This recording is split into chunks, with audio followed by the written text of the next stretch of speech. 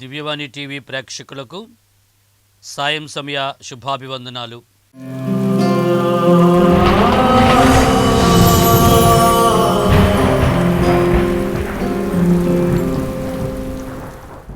పునీత అగస్టిన్ గారు వారి యొక్క జీవిత ఆలోచనల నుంచి, అనుభవాల నుంచి అందరికీ ఇచ్చినటువంటి చక్కని సందేశాలలో మరొక ముఖ్యమైనటువంటి అంశం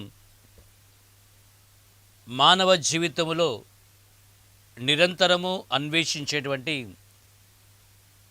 సంతృప్తి, సంతోషము, ఆనందము.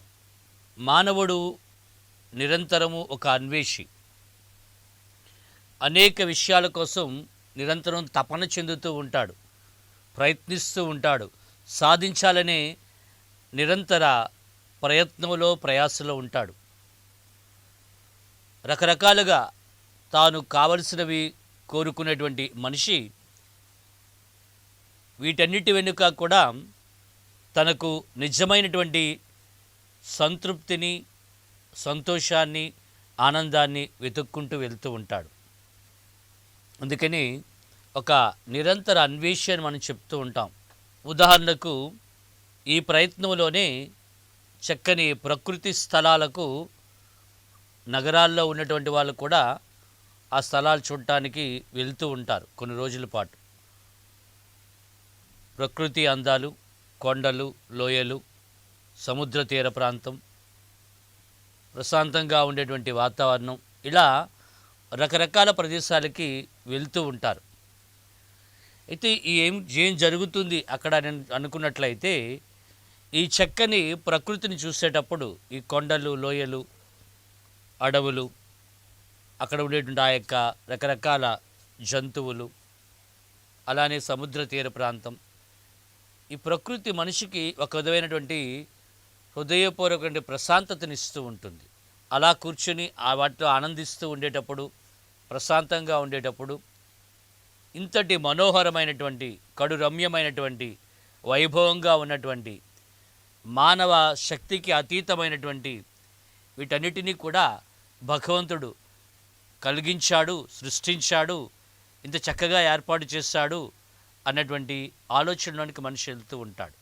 అంటే సృష్టి, ఈ వస్తువులను, సృష్టి వైభవాన్ని చూసినప్పుడు వాటి వెనుక ఉన్నటువంటి, వాటికి కారణభూతుడైనటువంటి, వాటిని మానవునికి ఆస్వాదించడానికి, అందించడానికి ఇచ్చినటువంటి ఆ యొక్క సృష్టికర్తను, భగవంతుణ్ణి నెమ్మదిగా కనుగొంటాడు, తెలుసుకుంటాడు.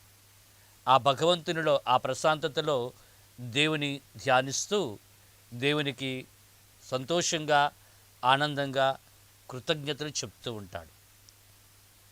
ఆ విధంగా ఓ వ్యక్తి యొక్క భక్తి భావము, ఆధ్యాత్మిక చింతన ఈ ప్రశాంతమైన యొక్క ఆనందంలోనికి తీసుకుని వెళ్ళేటప్పుడు సృష్టికర్తను కనుగొని ఆ సృష్టికర్తను వెతుకుతూ ఉంటాడు. ఇంకా ఎక్కువగా నేను ఆయన గురించి తెలుసుకోవాలి, నేను ఈ యొక్క అనుభవాన్ని పొందాలి, ఈ దేవునిలో నేను ఆనందం పొందాలి అన్నటువంటి ప్రయత్నంలోనికి వెళ్తాడని పునీత అగస్టిన్ గారు తన యొక్క జీవన అనుభవంగా, ఇది ప్రతి ఒక్కరికి కూడా ఏదో ఒక స్థాయిలో ఈ ప్రయత్నంలో, మనిషి ప్రయత్నంలో వెళ్తూ ఉంటాడని. రకరకాల ప్రయత్నాలు చేసే మనిషి, రకరకాలుగా అన్వేషణ చేసే మనిషి, వాటిలో సంతృప్తిని, ఆనందాన్ని పొందాలని వెతుక్కునే మనిషి, ఒక్కో పర్యాయము అవి అప్పటికప్పుడు వచ్చి వెంటనే వెళ్ళిపోయేటువంటి క్షణికమైనటువంటి ఆనందంగా, లేదా అప్పటికప్పుడు ఇంద్రియాలకు, శరీరానికి, వివిధ వ్యామోహాలకు సంతృప్తినిచ్చిగా ఉన్నప్పటికీ వాటిలో ఇంకా ఏదో వెలితి కనబడుతూనే ఉంటుంది. ఇది కాదు సరైనటువంటి ఆనందం, ఇది కాదు పూర్ణమైనటువంటి ఆనందం, పూర్ణ సంతృప్తిని కలిగించేది ఇది కాదు, ఇంకా ఇంకా లోతుగా వెళ్ళాలి అనేటువంటి ప్రయత్నం చేస్తూ ఉంటాడు. ఈ ప్రయత్నంలోనే మంచి జీవితాన్ని వ్యక్తి కోరుకుంటూ ఉంటాడు. తాను మంచిగా జీవించాలి అనుకున్న వ్యక్తి ఆ మంచితనం తనకు ఆనందాన్ని ఇస్తుందని ఆ అనుభవంలోనికి వెళ్ళగలుగుతూ ఉండాలి. ఒకటి రెండు సందర్భాల్లో మనం గతంలో చెప్పుకున్నాం. మంచి అనేటువంటిది దేవునితో పోల్చబడుతుంది. పూర్ణంగా మంచితనం అంటే, పరిపూర్ణ మంచితనం అంటే దేవునిలో మనం కనుగొనగలం. పరిపూర్ణంగా మంచితనం ఎక్కడ ఉందో అక్కడ దేవుడు ఉన్నాడు. God is good and goodness is God. God is good, భగవంతుడు మంచివాడు.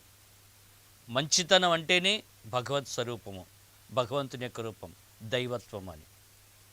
అలానే ఈ మంచితనంలో ఆనందాన్ని వెతుక్కుంటూ ఉండేటప్పుడు అంటే స్వచ్ఛమైనటువంటి ఆనందం తన యొక్క ఆలోచనలో కానీ, తన మాటలో కానీ, తన క్రియలో కానీ, తన యొక్క జీవిత ఆ అనుభూతిలో కానీ, ఆ యొక్క సందర్భంలో కానీ, తను ఎక్కడైతే ఆ యొక్క సంతృప్తిని వెతుక్కుంటూ కూర్చొని ఉన్నాడో, ఎక్కడైతే ఏ పరిస్థితిలో అయితే ఉన్నాడో, ఇది మంచిగా పొందేటువంటి ఆనందమా కాదా, ఇది పరిపూర్ణమైనటువంటి ఆనందాన్ని ఇస్తుందా లేదా అనేటువంటి ఆలోచన స్థాయిలోనికి వెళ్ళి మంచితనంలో ఉండేటువంటి, మంచి తీరులో పొందేటువంటి, మంచి తత్వంలో పొందేటువంటి ఆనందంలోనికి వెళ్ళే ప్రయత్నం చేస్తాడు.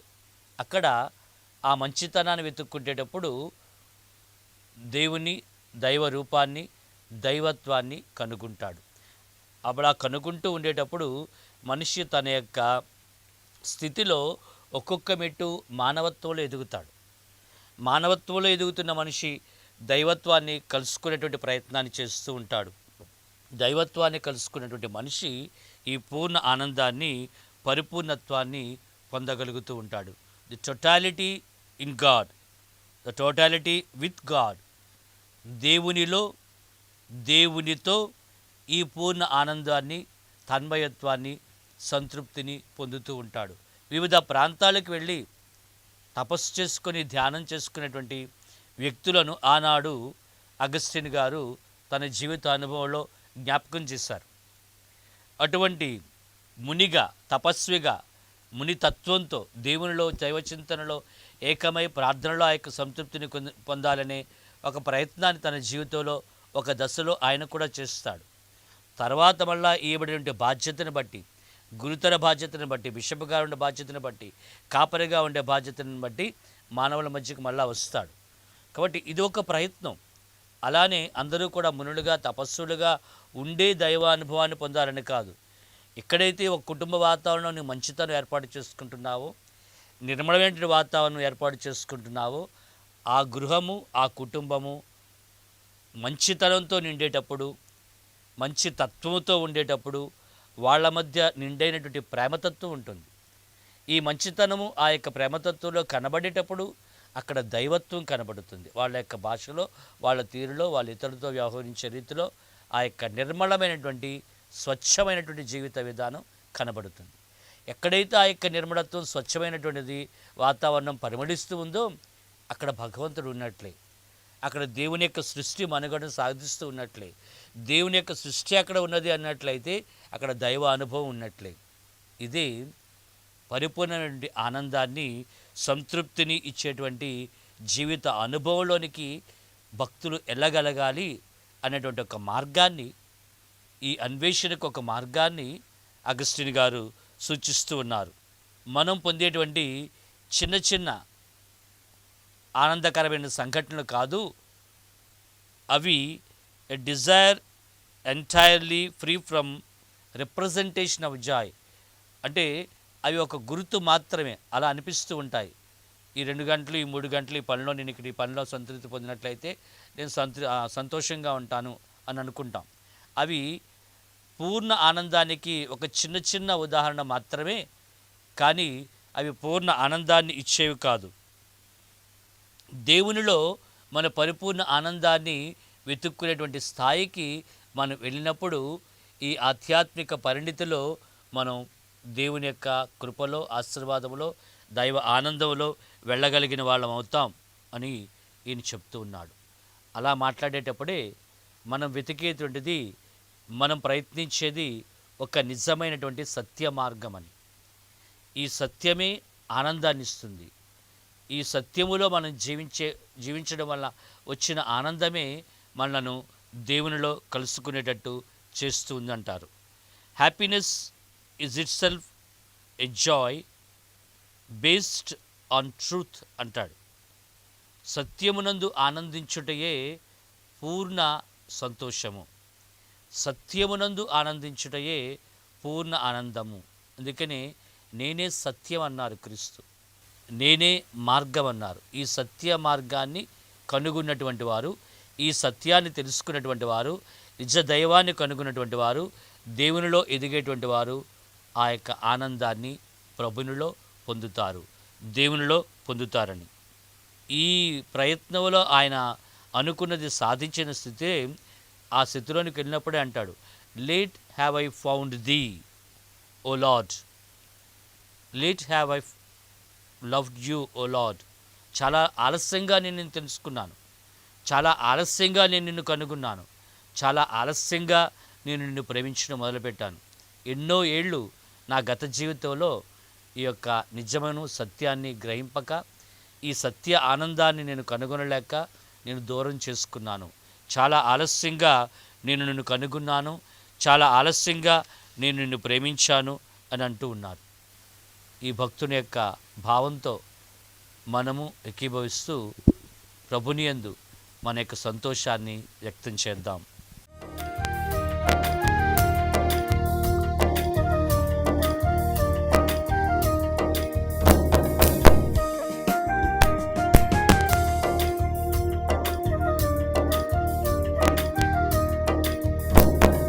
కుతూహల మార్పాటమే నా యేసుని సన్నిధిలో, కుతూహల మార్పాటమే నా యేసుని సన్నిధిలో, ఆనందమానందమే నా యేసుని సన్నిధిలో,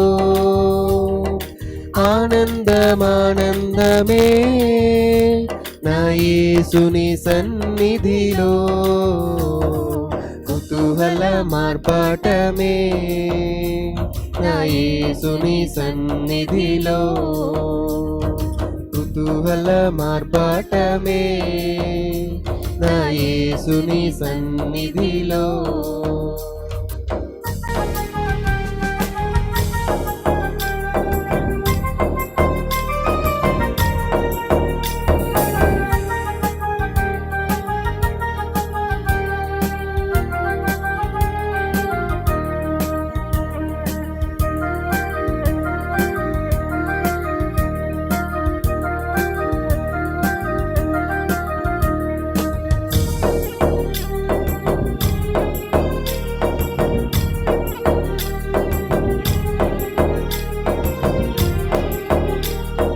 సత్యమైన యేసు, జీవమైన యేసు, జయంపై జయమిచ్చును.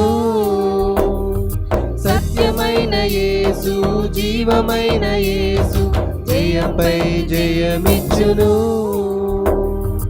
ఏకముగా కూడి హోసన్న పాడి ఊరంతా చాటెదము. ఏకముగా కూడి హోసన్న పాడి ఊరంతా చాటెదము. కుతూహల మార్పాటమే నా యేసుని సన్నిధిలో,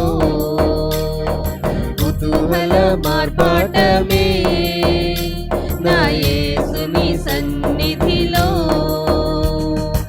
ఆనందమానందమే నా యేసుని సన్నిధిలో,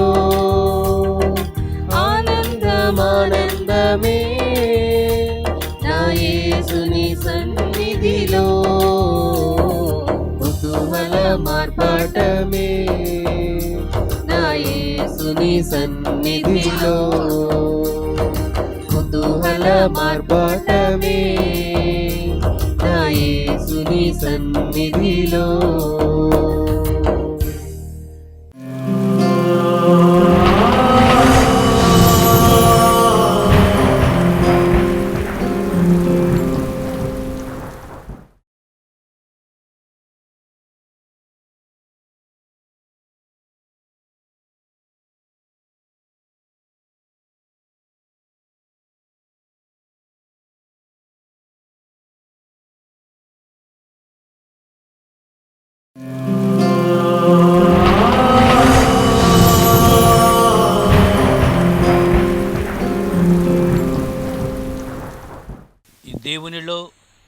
ఆనందాన్ని నేను కనుగొన్నప్పుడు నేను ఆయనలో ఉండగలుగుతున్నాను, ఆయనతో ఉండగలుగుతూ ఉన్నాను.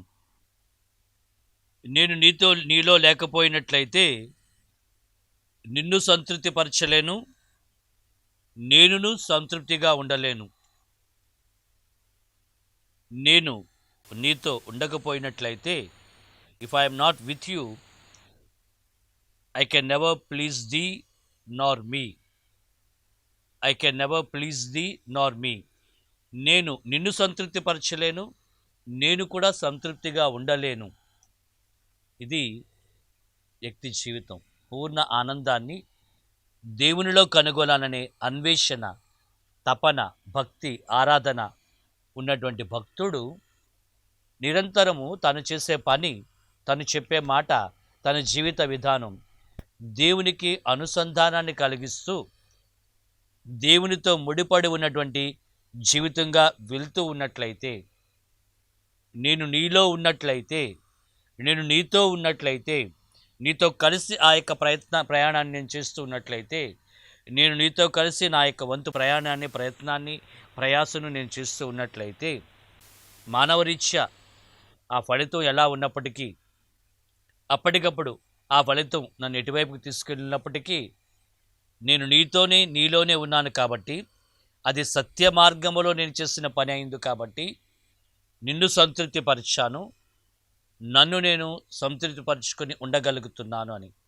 అంటే మనకు ఒక నిర్ణయం తీసుకునేటప్పుడు, ఒక పని చేసేటప్పుడు సరైన మార్గం మనకు కనబడుతుంది, వక్రమ మార్గం మనకు కనబడుతుంది. చాలా నిర్ణయాల్లో ప్రస్తుత సామాజిక జీవితంలో సరైన మార్గం, ఏ ట్రూత్ఫుల్ వే, సత్య మార్గం, అలానే రకరకాల వక్రమ మార్గాలు, దొంగ పద్ధతులు మనకు కనబడుతూ ఉంటాయి.